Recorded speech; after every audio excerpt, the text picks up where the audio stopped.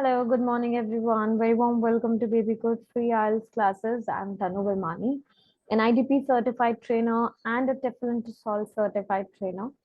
So I'm back with my IELTS tip session. As you know that I'm providing you some tips for the speaking module.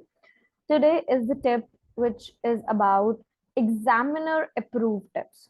So I'm going to provide you 10 examiner approved tips for your speaking test. Let's have a look at now. Whenever you need to prepare for your speaking test, we have listed 10 examiner approved tips so that you can have your higher scores on your speaking test day. Or what you can do is you can skip straight to the free IELTS speaking practice test here in our baby code application. Now, what do you have to do is you have to talk to a human, not a computer, because this is a face-to-face speaking test, which is the most effective way where examiner can assess your speaking skills and prompts a more lifelike performance. So don't struggle to be heard over the noises or any distractions of other, because we hear you, right? So it's a recorded examination for 15 minutes. So talk to a human, not a computer. The very first step which you need to follow, which examiners has approved, is that in the lead up to the speaking test, make sure you take the time to practice speaking English. For example, you can record yourself, you can practice with your friends, at work, on the phone. You can also consider recording yourself, listen back to those responses, and it's gonna help you in your improvement also. Tip number 2, there are no right or wrong answers in the speaking test. Examiner will assess how you can express your language of English, right? With your ideas, with your opinion. Tip number 2 is it will help you to feel relaxed if you can imagine that you're talking to your friend. Do not treat it like an exam or exam fever will be there. Remember that you're not being assessed on your opinion, rather your use of English. So at IELTS, we tell you exactly how we assess you. We give you the marking criteria, right?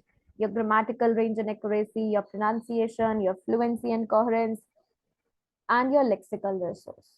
So it's better if you imagine that you're talking to a friend. Tip number 4, try to avoid the repeating words used in the examiner question. Do not ever take up words from examiner's question. Use your own words to show the examiner your full ability to speak in English. So when examiner asks you, tell me something about the city you live in, it's probably best that you don't start your answer with, okay, let me tell you something about the city that I live in. That makes sense, right? So do not use the words from examiner's question. Try to make your own with your own ability.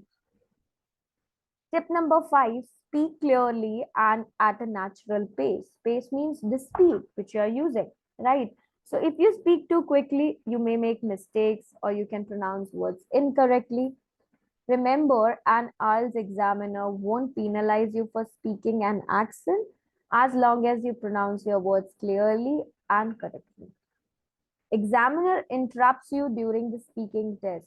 Don't worry. Sometimes the examiner may have to stop you mid-sentence to ensure that test is fair for all candidates. It just means that you have spoken long enough. That doesn't mean that the examiner is not interested or is not listening to what you have to say.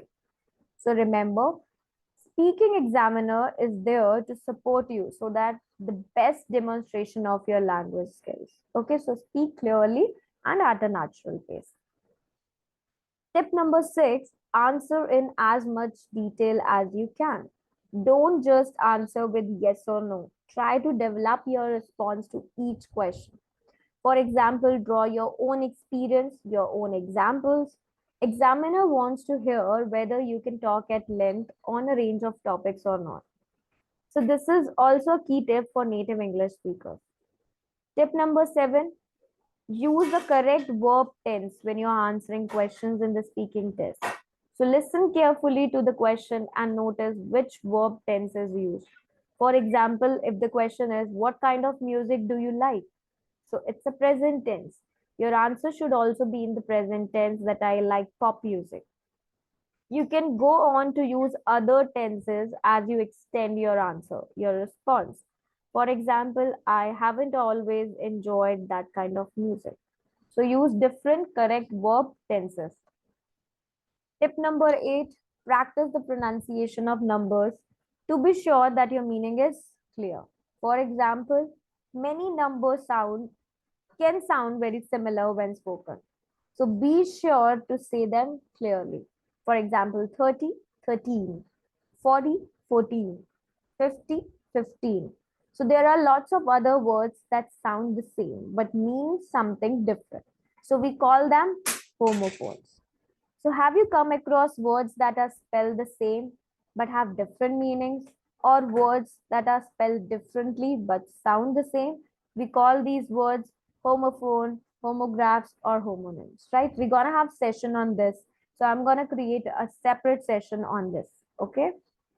Tip number 9, it is better to use simple, commonly used vocabulary and to use it correctly than to use advanced vocabulary that you're not sure about. So if you want to use advanced vocabulary, you have to use it in the right context. However, to get a high score, you must know how you can use more advanced vocabulary, right? Tip number 7, in part 2, examiner will give you a task card and some paper. And then you have 1 minute to prepare your answer. So first think about the topic, then decide the most appropriate tense you can use in your response. You should use the same tense as the questions on the card. So I hope these 10 examiner approved tips you're going to follow for your speaking test. If you have your exam soon, please watch these tips and follow these tips, right? So keep practicing, keep learning, and stay tuned for more tips and strategies and sample answers so that you can boost your overall IELTS score.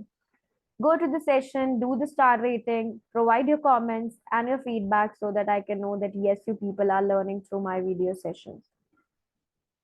Thank you so much for watching it. Bye bye. Take care, all of you.